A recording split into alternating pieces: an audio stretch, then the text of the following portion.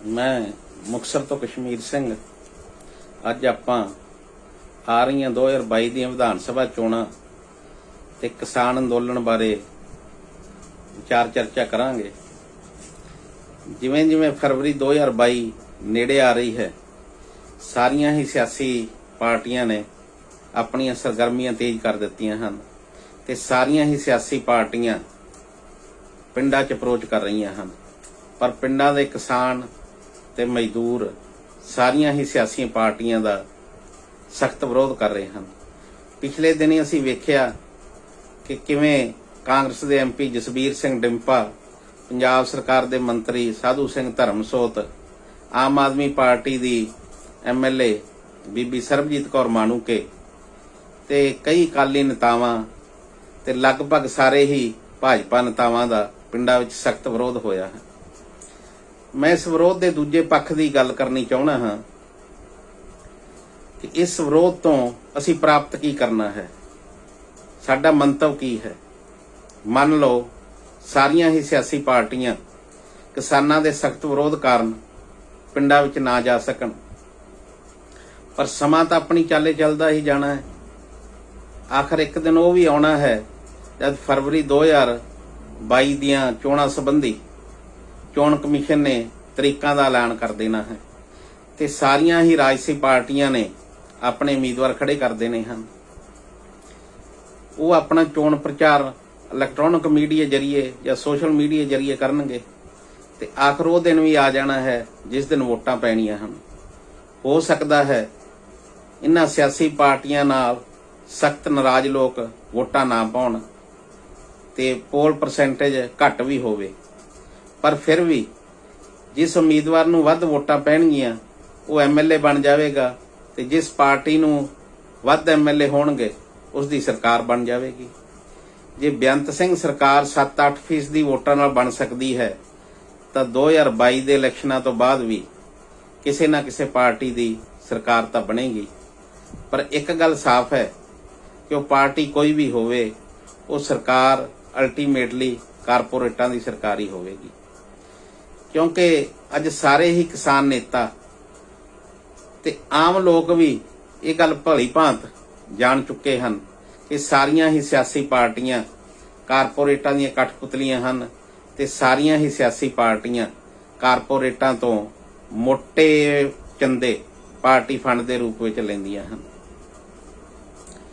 ਸੋ ਗੱਲ ਮੈਂ ਕਿਸਾਨਾਂ ਵੱਲੋਂ ਕੀਤੇ ਜਾ ਰਹੇ ਵਿਰੋਧ ਦੀ ਕਰ ਰਿਹਾ ਸੀ, ਤਾਂ ਮੈਨੂੰ ਇਹ ਲੱਗਦਾ ਹੈ ਕਿ ਜੇ ਅਸੀਂ ਪਿੰਡ ਦੇ ਨੌਜਵਾਨ, ਕਿਸਾਨ, ਮਜ਼ਦੂਰ ਵਰਗ ਇਹ ਏਕਾ ਕਰ ਸਕਦੇ ਹਾਂ, ਇਹ ਸਖਤ ਸਟੈਂਡ ਲੈ ਸਕਦੇ ਹਾਂ ਕਿ ਕਿਸੇ ਵੀ ਰਾਜਸੀ ਪਾਰਟੀ ਨੂੰ ਪਿੰਡ ਵਿੱਚ ਦਾਖਲ ਨਹੀਂ ਹੋਣ ਦੇਵਾਂਗੇ, ਤਾਂ ਅਸੀਂ ਇਹ ਫੈਸਲਾ ਕਿਉਂ ਨਹੀਂ ਲੈ ਸਕਦੇ ਕਿ ਆ ਰਹੀਆਂ 2022 ਦੀਆਂ ਵਿਧਾਨ ਸਭਾ ਚੋਣਾਂ 'ਚ ਅਸੀਂ ਆਪਣਾ ਉਮੀਦਵਾਰ ਆਪ ਚੁਣਾਂਗੇ, ਉਸ ਦੀ ਇਲੈਕਸ਼ਨ ਆਪ ਲੜਾਂਗੇ। ਕੀ ਇਹ ਸੰਭਵ ਹੈ? ਜੇ ਅਸੀਂ ਐਡਾ ਵੱਡਾ ਫੈਸਲਾ ਲੈ ਸਕਦੇ ਹਾਂ, ਜੋ ਅੱਜ ਰਾਜ ਸੱਤਾ 'ਚ ਪਾਰਟੀਆਂ ਨੇ ਉਹਨਾਂ ਦਾ ਵੀ ਵਿਰੋਧ ਕਰ ਸਕਦੇ ਹਾਂ, ਅਸੀਂ ਆਪ ਜੋਖਮ ਵੀ ਉਠਾ ਸਕਦੇ ਹਾਂ, ਤਾਂ ਫਿਰ ਇਹ ਫੈਸਲਾ ਲੈਣਾ ਕਿ ਅਸੀਂ ਆਪ ਇਕੱਠੇ ਹੋ ਕੇ ਆਪਣਾ ਉਮੀਦਵਾਰ ਲੋਕਾਂ ਦੇ ਰਾਹੀਂ ਚੁਣਾਂਗੇ ਤੇ ਉਹਨੂੰ ਜਿਤਾ ਕੇ ਵਿਧਾਨ ਸਭਾ ਵਿੱਚ ਭੇਜਾਂਗੇ।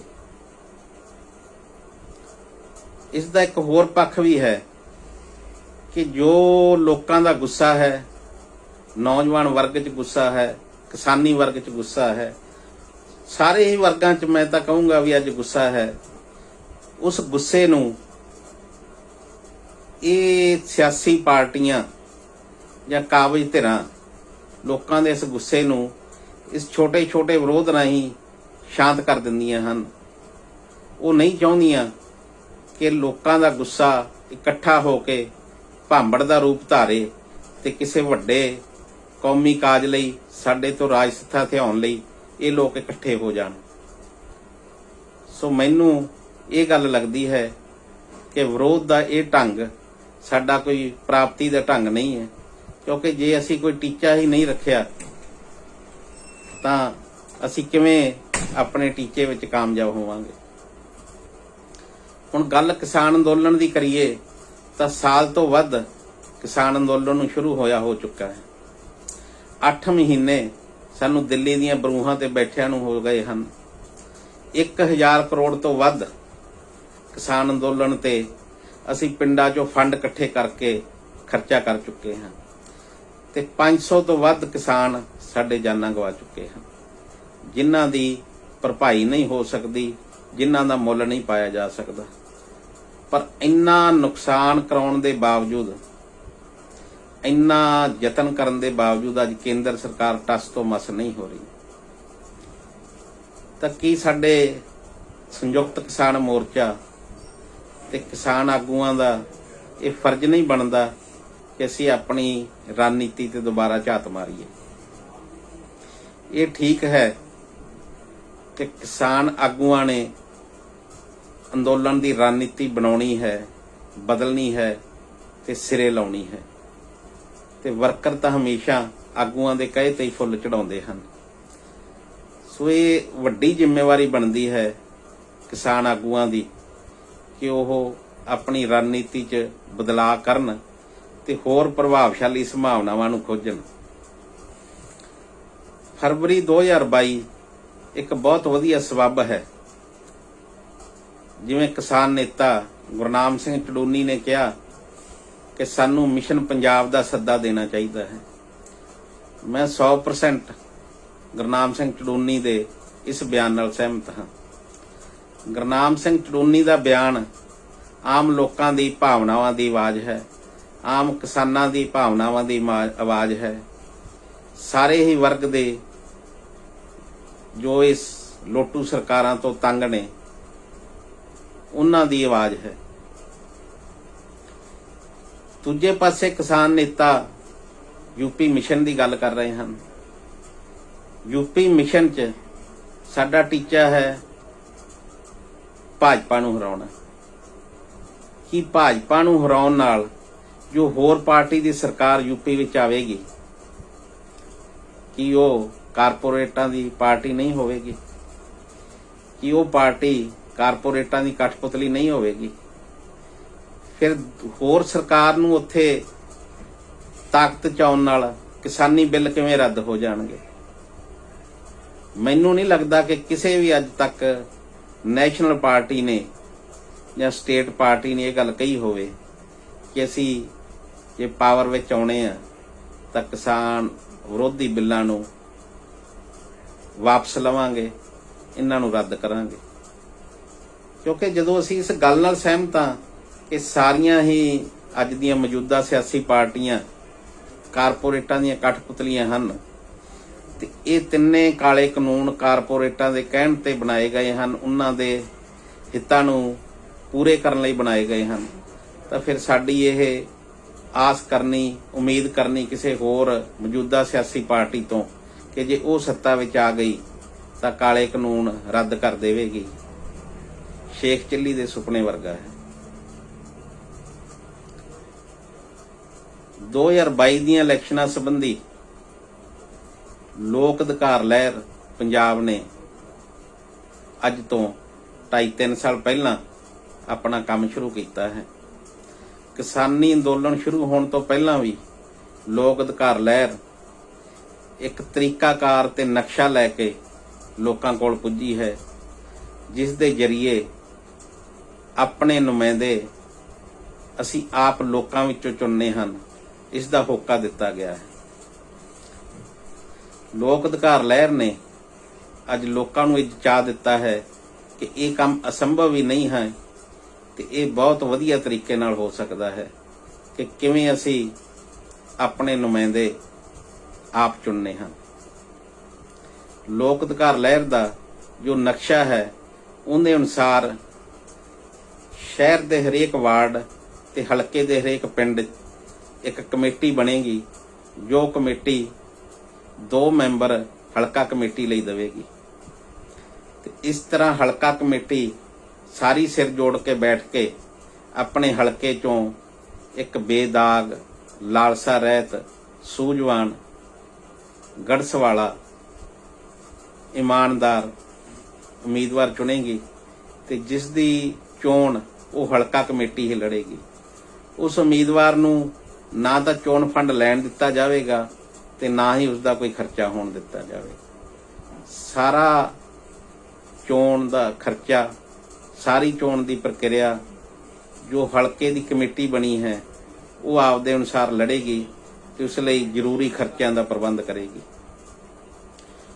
ਲੋਕ ਅਧਿਕਾਰ ਲਹਿਰ ਦਾ ਮੰਨਣਾ ਹੈ ਕਿ ਇਸ ਤਰੀਕੇ ਰਾਹੀਂ ਚੁਣਿਆ ਗਿਆ ਵਿਧਾਇਕ ਲੋਕਾਂ ਦਾ ਰਹੇਗਾ, ਲੋਕਾਂ ਦੇ ਹਿੱਤਾਂ ਦੀ ਗੱਲ ਕਰੇਗਾ, ਲੋਕਾਂ ਦੇ ਦਰਦ ਦੀ ਗੱਲ ਕਰੇਗਾ। ਤੇ ਜੇ ਅਸੀਂ ਸੱਚਮੁੱਚ 60 ਤੋਂ ਵੱਧ ਅਜਿਹੇ ਸਚਾਰ ਮਨੁੱਖ ਵਿਧਾਨ ਸਭਾ ਵਿੱਚ ਭੇਜਣ ਵਿੱਚ ਕਾਮਯਾਬ ਹੋ ਜਾਂਦੇ ਆ ਤਾਂ ਕੋਈ ਸ਼ੱਕ ਨਹੀਂ ਕਿ ਪੰਜਾਬ ਦੀ ਕਿਸਮਤ ਬਦਲੇਗੀ, ਪੰਜਾਬ ਬਦਲੇਗਾ। ਕਿਉਂਕਿ ਹਰੇਕ ਹਲਕੇ ਦੀ ਕਿਸਮਤ, ਹਰੇਕ ਦੇਸ਼ ਦੇ ਲੋਕਾਂ ਦੀ ਕਿਸਮਤ, ਰਾਜ ਦੇ ਲੋਕਾਂ ਦੀ ਕਿਸਮਤ ਉੱਥੋਂ ਦੀ ਵਿਧਾਨ ਸਭਾ ਤੇ ਲੋਕ ਸਭਾ ਵਿੱਚ ਲਿਖੀ ਜਾਂਦੀ ਹੈ। ਜੱਜ 3 ਕਾਲੇ ਕਾਨੂੰਨ ਕਾਰਪੋਰੇਟਾਂ ਦੇ ਕਹਿਣ ਤੇ ਕੇਂਦਰ ਸਰਕਾਰ ਨੇ ਬਣਾ ਦਿੱਤੇ ਹਨ ਤੇ ਜਿਸ ਨਾਲ ਸਾਨੂੰ ਲੱਗਦਾ ਹੈ ਕਿ ਸਾਡੀ ਕਿਸਾਨੀ ਬਰਬਾਦ ਹੋ ਜਾਵੇਗੀ, ਤਾਂ ਫਿਰ ਇਹ ਗੱਲ ਸਾਫ਼ ਹੁੰਦੀ ਹੈ ਕਿ ਕਿਸਮਤ ਵਿਧਾਨ ਸਭਾ ਤੇ ਲੋਕ ਸਭਾ ਵਿੱਚ ਲਿਖੀ ਜਾਂਦੀ ਹੈ। ਤੇ ਜੇ ਸੱਚਮੁੱਚ ਅਸੀਂ ਪੰਜਾਬੀ ਆਪਣੀ ਕਿਸਮਤ ਬਦਲਣਾ ਚਾਹੁੰਦੇ ਹਾਂ ਤਾਂ ਵਿਧਾਨ ਸਭਾ ਦੇ ਬੰਦੇ ਬਦਲ ਦਿਓ, ਵਿਧਾਨ ਸਭਾ ਵਿੱਚ ਸਚਿਆਰ ਮਨੁੱਖ ਭੇਜ ਦਿਓ ਤਾਂ ਆਪਣੇ ਆਪ ਕਿਸਮਤ ਬਦਲ ਜਾਵੇਗੀ। ਕਿਸਾਨ ਆਗੂਆਂ ਦਾ ਇਹ ਦਲੀਲ ਵੀ ਹੈ ਕਿ ਜੇ ਅਸੀਂ ਚੋਣਾਂ ਵਿੱਚ ਸਰਗਰਮ ਸ਼ਮੂਲੀਅਤ ਕਰਦੇ ਹਾਂ ਤਾਂ ਸਾਡੇ ਤੇ ਦੋਸ਼ ਲੱਗੇਗਾ ਕਿ ਇਹ ਲੋਕ ਰਾਜਸੀ ਸੱਤਾ ਦੇ ਭੁੱਖੇ ਹਨ, ਇਹ ਲੋਕ ਵੋਟਾਂ ਲੜਨ ਲਈ ਹੀ ਕਿਸਾਨ ਅੰਦੋਲਨ ਦਾ ਸਹਾਰਾ ਲੈ ਰਹੇ ਹਨ, ਜਦਕਿ ਇਹਨਾਂ ਨੂੰ ਕਿਸਾਨ ਹਿੱਤਾਂ ਨਾਲ ਕੋਈ ਸਬੰਧ ਨਹੀਂ, ਕੋਈ ਸਰੋਕਾਰ ਨਹੀਂ। ਤਾਂ ਮੈਂ ਪੁੱਛਣਾ ਚਾਹੁੰਦਾ ਕਿਸਾਨ ਆਗੂਆਂ ਤੋਂ ਕਿ ਇਸ ਤੋਂ ਪਹਿਲਾਂ ਸਾਨੂੰ ਭਾਜਪਾ ਸਰਕਾਰ ਨੇ, ਹੋਰ ਵਿਰੋਧੀ ਪਾਰਟੀਆਂ ਨੇ ਕਿੰਨੇ ਸੋਹਣੇ ਵਿਸ਼ੇਸ਼ਣਾਂ ਨਾਲ ਸਤਿਕਾਰਿਆ ਹੈ। ਸਾਨੂੰ ਕੇਂਦਰ ਸਰਕਾਰ ਨੇ ਮਾਓਵਾਦੀ, ਨਕਸਲਵਾਦੀ, ਵੱਖਵਾਦੀ, ਖਾਲਿਸਤਾਨੀ ਤੇ ਹੋਰ ਕੀ ਨਹੀਂ ਕਿਹਾ। ਕੀ ਸੱਤਾ ਲਈ ਸੰਘਰਸ਼ ਕਰਨਾ ਬਹੁਤ ਵੱਡਾ ਗੁਨਾਹ ਹੈ? ਕੀ ਸੱਤਾ ਇਹਨਾਂ ਦੇ ਬਾਪ ਦੀ ਗੋਲੀ ਹੈ ਕਿ ਇਹੀ ਸੱਤਾ ਕਰਨਗੇ? ਆਮ ਲੋਕ ਸੱਤਾ ਨਹੀਂ ਕਰ ਸਕਦੇ। ਸੋ ਇੱਥੇ ਇੱਕ ਸਵਾਲ ਹੋਰ ਵੀ ਉੱਠਦਾ ਹੈ ਕਿ ਅਸੀਂ ਉਹਨਾਂ ਦੇ ਕਹਿਣ ਤੇ ਚੋਣਾਂ ਨਾ ਲੜੀਏ ਕਿ ਜਿਵੇਂ ਸਾਨੂੰ ਵਿਰੋਧੀ ਪਾਰਟੀ ਨਚਾਏਗੀ ਅਸੀਂ ਉਵੇਂ ਹੀ ਨੱਚਾਂਗੇ। ਰਾਜ ਸੱਤਾ ਤੇ ਕਾਬਜ ਪਾਰਟੀਆਂ ਤੇ ਚਾਹੁੰਦੀਆਂ ਹੀ ਹਨ ਕਿ ਆਮ ਲੋਕ ਇਕੱਠੇ ਹੋ ਕੇ ਸੱਤਾ ਸਾਡੇ ਤੋਂ ਖੋਹ ਨਾ ਲੈਣ। ਅਸੀਂ ਸੱਤਾ ਨੂੰ ਵੰਡ ਕੇ ਭੋਗੀਏ, ਵਾਰੀ-ਵਾਰੀ ਭੋਗੀਏ, ਪਰ ਆਮ ਲੋਕ ਸੱਤਾ ਤੋਂ ਦੂਰ ਰਹਿਣ। ਤੇ ਫਿਰ ਇਹ ਤਾਂ ਅਸੀਂ ਸੋਚੀਏ ਕਿ ਜਿਵੇਂ ਉਹ ਚਾਹੁੰਦੇ ਹਨ ਅਸੀਂ ਉਵੇਂ ਹੀ ਕਰੀਏ ਤੇ ਸਾਰੀ ਉਮਰ ਇਹਨਾਂ ਰਾਜਸੀ ਪਾਰਟੀਆਂ ਦੇ ਗੁਲਾਮ ਬਣੇ ਰਹੀਏ। ਇਹ ਕਿਸਾਨ ਆਗੂਆਂ ਲਈ ਬਹੁਤ ਠਰਮੇ ਤੇ ਧੀਰਜ ਨਾਲ ਫੈਸਲਾ ਲੈਣ ਦਾ ਵਕਤ ਹੈ। ਸਾਡੇ ਵੱਡੇ ਸਤਿਕਾਰਯੋਗ ਕਿਸਾਨ ਆਗੂ ਬਲਵੀਰ ਸਿੰਘ ਰਾਜੇਵਾਲ, ਜੋਗਿੰਦਰ ਸਿੰਘ ਰਾਹਾਂ ਤੇ ਬਾਕੀ ਸਾਰੇ ਕਿਸਾਨ ਆਗੂਆਂ ਦਾ ਅੱਜ ਫਰਜ਼ ਬਣਦਾ ਹੈ ਕਿ ਇਸ ਸਾਜ਼ਗਾਰ ਮਾਹੌਲ ਨੂੰ ਪੰਜਾਬ ਦੀ ਰਾਜ ਸੱਤਾ ਬਦਲਣ ਲਈ ਵਰਤਣ, ਨਾ ਕਿ ਆਪਣੇ ਉਹ ਨਿੱਜੀ ਹਉਮੈ, ਲੀਡਰਾਂ ਨਾਲ ਨਿੱਜੀ ਸਬੰਧਾਂ ਨੂੰ ਲੈ ਕੇ ਇਸ ਅੰਦੋਲਨ ਨੂੰ ਤਾਰ-ਪੀਡੋ ਕਰ ਦੇਣ। ਸੋ ਕਿਸਾਨ ਨੇਤਾਵਾਂ ਦੇ ਮੋਢਿਆਂ ਤੇ ਬਹੁਤ ਵੱਡੀ ਜ਼ਿੰਮੇਵਾਰੀ ਹੈ ਕਿ ਅੱਜ ਅਜਿਹੇ ਸਾਜ਼ਗਾਰ ਮਾਹੌਲ ਨੂੰ ਪੰਜਾਬ ਦੀ ਰਾਜ ਸੱਤਾ ਬਦਲਣ ਲਈ ਵਰਤਣ ਤੇ ਸਾਰੇ ਭਾਰਤ ਮੂਹਰੇ ਪੰਜਾਬ ਦਾ ਮਾਡਲ ਪੇਸ਼ ਕਰਨ ਕਿ ਜੇ ਲੋਕ, ਵਪਾਰੀ, ਕਿਸਾਨ, ਮਜ਼ਦੂਰ, ਮੁਲਾਜ਼ਮ, ਵਿਦਿਆਰਥੀ ਵਰਗ, ਕਿਸਾਨ ਵਰਗ ਇਕੱਠੇ ਹੋ ਜਾਣ ਤਾਂ ਇਹਨਾਂ ਸਿਆਸੀ ਪਾਰਟੀਆਂ ਤੋਂ, ਰਾਜ ਸੱਤਾ ਤੇ ਕਾਬਜ ਪਾਰਟੀਆਂ ਤੋਂ ਰਾਜ ਸੱਤਾ ਖੋਹਣੀ ਅਸੰਭਵ ਨਹੀਂ ਹੈ ਕਿ ਅਸੀਂ ਪੰਜਾਬੀਆਂ ਤੇ ਲੱਗਿਆ ਦਾਗ ਵੀ ਧੋ ਸਕੀਏ ਕਿ ਪੰਜਾਬੀ ਦੂਰ ਅੰਦੇਸ਼ ਨਹੀਂ ਹੁੰਦੇ, ਪੰਜਾਬੀ ਮੌਕੇ ਤੇ ਸਿਆਣਪ ਭਰਿਆ ਫੈਸਲਾ ਨਹੀਂ ਲੈ ਸਕਦੇ। ਤੇ ਅੱਜ ਸਾਡਾ ਸਾਰਿਆਂ ਦਾ, ਖਾਸ ਕਰਕੇ ਕਿਸਾਨ ਨੇਤਾਵਾਂ ਦਾ ਇਹ ਫਰਜ਼ ਬਣਦਾ ਹੈ ਕਿ ਇਸ ਸਾਜ਼ਗਰ ਮਾਹੌਲ ਨੂੰ, ਜਿਸ ਮਾਹੌਲ ਨੂੰ ਬਣਾਉਣ ਵਿੱਚ ਕਿਸਾਨ ਅੰਦੋਲਨ ਦਾ ਬਹੁਤ ਵੱਡਾ ਹੱਥ ਹੈ, ਜਿਸ ਸਾਜ਼ਗਰ ਮਾਹੌਲ ਨੂੰ ਬਣਾਉਣ ਲਈ ਇੰਨਾ ਲੰਮਾ ਸਮਾਂ ਕਿਸਾਨਾਂ ਨੇ ਸੰਘਰਸ਼ ਕੀਤਾ, ਜਿਸ ਸਾਜ਼ਗਰ ਮਾਹੌਲ ਚੋਂ ਬਹੁਤ ਕੁਝ ਵਧੀਆ ਨਿਕਲ ਸਕਦਾ ਹੈ, ਤੇ ਅੱਜ ਅਸੀਂ ਉਸ ਮਾਹੌਲ ਦੇ ਵਿੱਚੋਂ ਪੰਜਾਬ ਦੀ ਰਾਜ ਸੱਤਾ ਪੰਜਾਬ ਦੇ ਲੋਕਾਂ ਨੂੰ ਦੇਣ ਦੀ ਕਵਾਇਦ ਸ਼ੁਰੂ ਕਰੀਏ। ਤੇ ਸਾਰੇ ਹੀ ਕਿਸਾਨ ਨੇਤਾ ਇਸ ਗੱਲ ਤੇ ਸਹਿਮਤ ਹੋਣ ਤੇ ਜ਼ੋਰ ਸ਼ੋਰ ਨਾਲ ਕਿਸਾਨ ਅੰਦੋਲਨ ਚੋਂ ਬਣੇ ਇਸ ਮਾਹੌਲ ਚੋਂ ਅਸੀਂ ਰਾਜਸੀ ਬਦਲਾਅ ਦੀ ਗੱਲ ਕਰੀਏ ਤੇ ਇਹ ਫੈਸਲਾ ਲੈਣ ਕਿ ਉਹ ਜੇ ਸਿੱਧੇ ਤੌਰ ਤੇ ਨਹੀਂ ਤਾਂ ਅਸਿੱਧੇ ਤੌਰ ਤੇ ਹੀ ਆਪਣੇ ਕਿਸਾਨਾਂ ਨੂੰ, ਆਪਣੇ ਵਲੰਟੀਅਰਾਂ ਨੂੰ ਲੋਕ ਅਧਿਕਾਰ ਲਹਿਰ ਦਾ ਸਾਥ ਦੇਣ ਲਈ ਪ੍ਰੇਰਿਤ ਕਰਨ। ਕਿਉਂਕਿ ਲੋਕ ਅਧਿਕਾਰ ਲਹਿਰ ਦਾ ਜੋ ਸਟਰਕਚਰ ਹੈ ਉਸ ਵਿੱਚ ਕਿਸੇ ਵੀ ਆਗੂ ਦੀ ਕੋਈ ਔਕਾਤ ਨਹੀਂ ਹੈ। ਸਾਰੀ ਪਾਵਰ ਇੱਕ ਸਿਸਟਮ ਦੇ ਕੋਲ ਹੈ ਤੇ ਲੋਕ ਅਧਿਕਾਰ ਲਹਿਰ ਦੇ ਆਗੂਆਂ ਨੇ ਇਹ ਪਬਲਿਕਲੀ ਵੀ ਐਲਾਨ ਕੀਤਾ ਹੋਇਆ ਹੈ ਕਿ ਸਾਡੇ ਵਿੱਚੋਂ ਕੋਈ ਵੀ 2022 ਦੀਆਂ ਵਿਧਾਨ ਸਭਾ ਚੋਣਾਂ ਨਹੀਂ ਲੜੇਗਾ। ਉਮੀਦਵਾਰ ਦੀ ਚੋਣ ਹਲਕਾ ਕਮੇਟੀ ਹੀ ਕਰੇਗੀ। ਹਾਂ, ਉਹ ਕੋਈ ਕਿਸਾਨ ਨੇਤਾ ਵੀ ਹੋ ਸਕਦਾ ਹੈ। ਜੇ ਹਲਕਾ ਕਮੇਟੀ ਕਿਸੇ ਕਿਸਾਨ ਨੇਤਾ ਦੀ ਚੋਣ ਕਰਦੀ ਹੈ ਤਾਂ ਕਿਸੇ ਨੂੰ ਇਸ ਗੱਲ ਤੇ ਕੋਈ ਇਤਰਾਜ਼ ਨਹੀਂ, ਬਲਕਿ ਸ਼ਰਤ ਇੱਕੋ ਹੀ ਹੈ ਕਿ ਉਹ ਹਲਕਾ ਕਮੇਟੀ ਆਪਣੇ ਹਲਕੇ ਚੋਂ ਵਧੀਆ, ਸੂਝਵਾਨ, ਬੇਦਾਗ, ਇਮਾਨਦਾਰ, ਲਾਲਸਾ ਰਹਿਤ ਆਪਣਾ ਆਗੂ ਚੁਣੇ, ਤਾਂ ਕਿ ਅਜਿਹੇ ਸਚਿਆਰ ਮਨੁੱਖ ਵਿਧਾਨ ਸਭਾ ਵਿੱਚ ਜਾ ਕੇ ਲੋਕ ਹਿੱਤਾਂ ਦੀ ਗੱਲ ਕਰ ਸਕਣ, ਲੋਕਾਂ ਦੇ ਦਰਦਾਂ ਦੀ ਗੱਲ ਕਰ ਸਕਣ ਤੇ ਲੋਕ ਭਲਾਈ ਦੇ ਫੈਸਲੇ ਲੈ ਸਕਣ, ਜਿਸ ਨਾਲ ਪੰਜਾਬ ਫਿਰ ਹੱਸਦਾ ਵਸਦਾ ਤੇ ਖੁਸ਼ਹਾਲ ਬਣ ਸਕੇ। ਸੋ ਇਹਨਾਂ ਹੀ ਗੱਲਾਂ ਨਾਲ ਮੈਂ ਅੱਜ ਦੀ ਇਹ ਵਿਚਾਰ ਚਰਚਾ ਇੱਥੇ ਖਤਮ ਕਰਦਾ ਹਾਂ। ਇੱਕ ਗੱਲ ਹੋਰ ਜੋ ਮੈਂ ਤੁਹਾਡੇ ਨਾਲ ਸਾਂਝੀ ਕਰਨੀ ਚਾਹੁੰਦਾ ਹਾਂ ਕਿ ਪਿਛਲੇ 2-4 ਦਿਨਾਂ 'ਚ ਬਾਈ ਲੱਖੇ ਸਿਧਾਣੇ ਨੇ ਇੱਕ ਇੰਟਰਵਿਊ 'ਚ ਇਹ ਗੱਲ ਕਹੀ ਕਿ ਆਮ ਆਦਮੀ ਪਾਰਟੀ ਵੀ ਰਵਾਇਤੀ ਪਾਰਟੀਆਂ ਦੀ ਲੀਹਾਂ ਤੇ ਚੱਲ ਰਹੀ ਹੈ। ਸੋ ਇੱਕ ਗੱਲ ਸਾਫ਼ ਹੈ ਕਿ ਜੇ ਅਸੀਂ ਲੋਕ ਹਿੱਤਾਂ ਦੀ ਗੱਲ ਕਰਾਂਗੇ, ਲੋਕਾਂ ਦੀ ਗੱਲ ਕਰਾਂਗੇ, ਤਾਂ ਆਮ ਆਦਮੀ ਪਾਰਟੀ ਵੀ ਉਹਨਾਂ ਰਵਾਇਤੀ ਪਾਰਟੀਆਂ ਵਾਂਗ ਹੀ ਵਿੱਚ ਰਹੀ ਹੈ ਤੇ ਜੋ ਬਦਲਵੀਂ ਸਿਆਸਤ ਦਾ ਨਾਅਰਾ ਦੇ ਕੇ ਸਿਆਸਤ ਵਿੱਚ ਆਈ ਸੀ, ਅੱਜ ਉਸ ਨੂੰ ਭੁੱਲ ਕੇ ਉਹਨਾਂ ਹੀ ਲੀਹਾਂ ਤੇ ਚੱਲ ਰਹੀ ਹੈ। ਤਾਂ ਸਾਡੇ ਕੋਲ ਆਪਸ਼ਨ ਹੀ ਕੀ ਹੈ? ਜੇ ਕਿਸਾਨ ਨੇਤਾ ਸੰਯੁਕਤ ਕਿਸਾਨ ਮੋਰਚਾ ਜਲਦ ਹੀ ਇਸ ਰਾਜਸੀ ਮਾਹੌਲ ਵਿੱਚ ਕੋਈ ਡਾਇਰੈਕਸ਼ਨ ਜਾਰੀ ਨਹੀਂ ਕਰਦਾ ਤਾਂ ਆਮ ਕਿਸਾਨ ਕਿਹੜੇ ਮੂੰਹ ਨਾਲ ਇਹਨਾਂ ਰਾਜਸੀ ਪਾਰਟੀਆਂ ਦੀ ਹਮਾਇਤ ਕਰਨਗੇ, ਇਹਨਾਂ ਨੂੰ ਵੋਟਾਂ ਦੇਣਗੇ ਜਿਹੜੀਆਂ ਪਾਰਟੀਆਂ ਕਿਸਾਨੀ ਬਿੱਲਾਂ ਨੂੰ ਬਣਾਉਣ ਵਿੱਚ ਸ਼ਾਮਲ ਸਨ, ਜਿਹੜੀਆਂ ਰਾਜਸੀ ਪਾਰਟੀਆਂ ਕਿਸਾਨੀ ਬਿੱਲਾਂ ਨੂੰ ਬਣਾਉਣ ਵਿੱਚ ਸ਼ਾਮਲ ਹਨ, ਭਾਵੇਂ ਲੱਖੋਂ ਡਰਾਮੇ ਕਰ ਰਹੀਆਂ ਹਨ, ਪਰ ਅੱਜ ਚੁਰਾਹੇ ਵਿੱਚ ਇਹ ਪਾਰਟੀਆਂ ਨੰਗੀਆਂ ਹੋ ਚੁੱਕੀਆਂ ਹਨ ਕਿ ਤਿੰਨੇ ਕਾਲੇ ਕਾਨੂੰਨ ਬਣਾਉਣ ਵਿੱਚ ਸਾਰੀਆਂ ਪਾਰਟੀਆਂ ਦੀ ਭਾਗੀਦਾਰੀ ਸੀ। ਇਹਨਾਂ ਪਾਰਟੀਆਂ ਨੂੰ ਫਿਰ ਕਿਸਾਨ ਕਿਹੜੇ ਮੂੰਹ ਨਾਲ ਵੋਟਾਂ ਪਾਉਣਗੇ? ਇਹ ਬਹੁਤ ਵੱਡਾ ਸਵਾਲ ਹੈ ਕਿਸਾਨ ਨੇਤਾਵਾਂ ਤੇ। ਕੱਲ ਮੈਂ ਬਾਈ ਲੱਖੇ ਸਿਧਾਣੇ ਦੀ ਕਰ ਰਿਹਾ ਸੀ ਤਾਂ ਉਸਨੇ ਵੀ ਇਹ ਗੱਲ ਕਹੀ ਤੇ ਨਾਲ ਇਹ ਗੱਲ ਵੀ ਕਹਿ ਦਿੱਤੀ ਕਿ ਕਿਸਾਨ, ਮੇਰਾ ਮੰਨਣਾ ਹੈ ਕਿ ਕਿਸਾਨ ਰਾਜਸੀ ਚੋਣ ਵਿੱਚ ਸ਼ਮੂਲੀਅਤ ਨਾ ਕਰਨ। ਤਾਂ ਫਿਰ ਕੀ ਅਸੀਂ 2022 ਤੋਂ ਬਾਅਦ ਦਾ 5 ਸਾਲਾਂ ਲਈ ਰਾਜ ਭਾਗ ਥਾਲੀ ਵਿੱਚ ਪਰੋਸ ਕੇ ਇਨ੍ਹਾਂ ਹੀ ਕਾਰਪੋਰੇਟ ਪਾਰਟੀਆਂ ਨੂੰ ਦੇ ਦਈਏ? ਜੇ ਅਸੀਂ ਸਰਗਰਮ ਸ਼ਮੂਲੀਅਤ ਕਰਕੇ ਚੋਣਾਂ ਵਿੱਚ ਕੋਈ ਲੋਕਾਂ ਦੀ ਸਰਕਾਰ ਨਹੀਂ ਬਣਾ ਰਹੇ ਤਾਂ ਇਹ ਸਪਸ਼ਟ ਹੀ ਹੈ ਕਿ ਕਿਸੇ ਵੀ ਪਾਰਟੀ ਦੀ ਸਰਕਾਰ ਬਣ ਜਾਵੇ ਉਹ ਕਾਰਪੋਰੇਟਾਂ ਦੀ ਸਰਕਾਰ ਹੋਵੇਗੀ ਤੇ ਅਸੀਂ ਇੱਕ ਵਾਰ ਫੇਰ ਜਿੱਤ ਕੇ ਹਾਰ ਜਾਵਾਂਗੇ।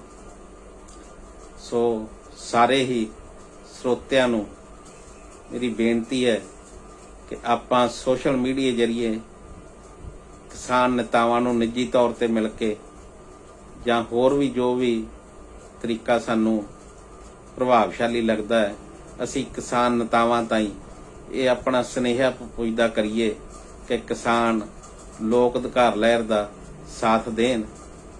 ਲੋਕ ਅਧਿਕਾਰ ਲਹਿਰ ਦਾ ਸਾਥ ਦੇਣ ਦਾ ਮਤਲਬ ਲੋਕਾਂ ਦਾ ਸਾਥ ਦੇਣ ਦਾ ਮਤਲਬ ਹੈ, ਕਿਉਂਕਿ ਇਸ ਵਿੱਚ ਕਿਸੇ ਵੀ ਲੋਕ ਅਧਿਕਾਰ ਦੇ ਲਹਿਰ ਦੇ ਆਗੂ ਦਾ ਰੋਲ ਨਹੀਂ ਹੈ।